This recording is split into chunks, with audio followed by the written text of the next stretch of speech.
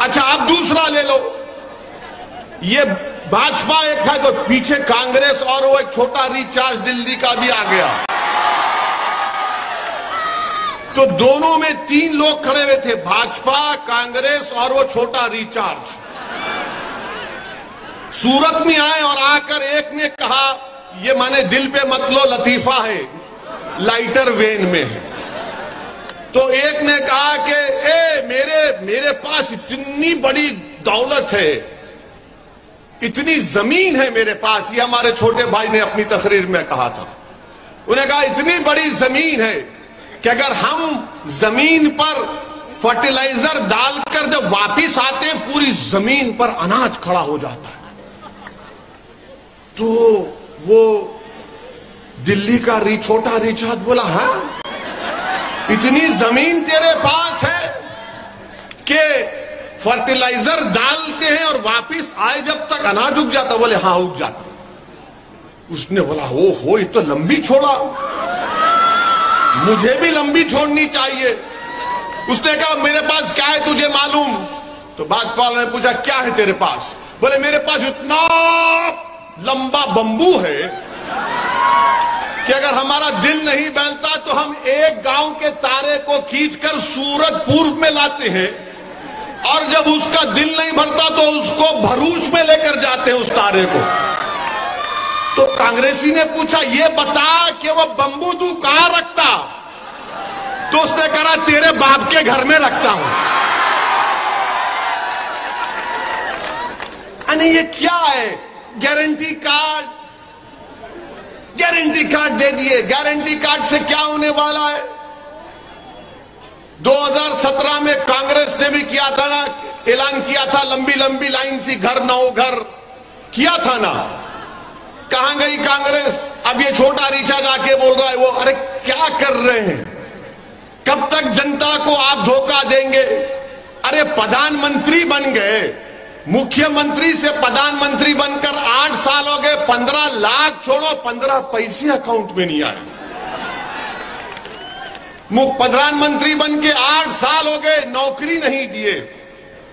अब कह रहे हैं कि मैं 2024 तक 10 लाख नौकरी दूंगा।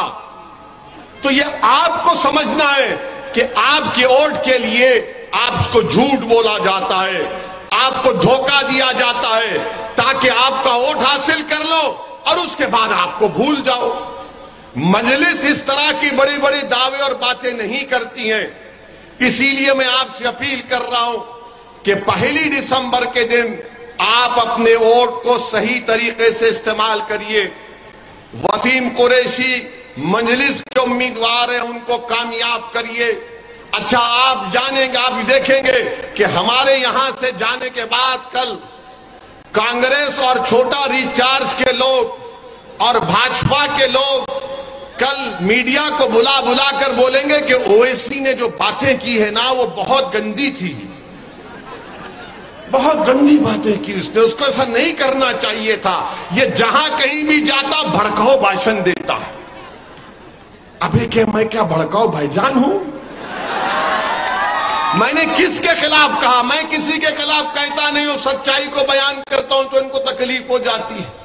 अब कल देखना आप भाजपा वाले बोलेंगे ओवैसी देश से मोहब्बत नहीं करता, ओवैसी देश से मोहब्बत नहीं करता, उसको देश से मोहब्बत नहीं है।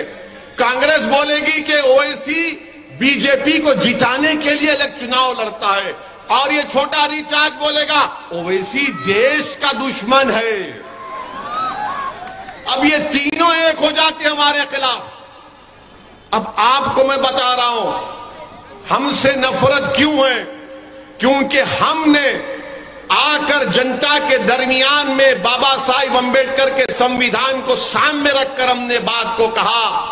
क्या कहा कि आप सिर्फ वोट डालने वाले नहीं हैं, आपको वोट लेना भी पड़ेगा।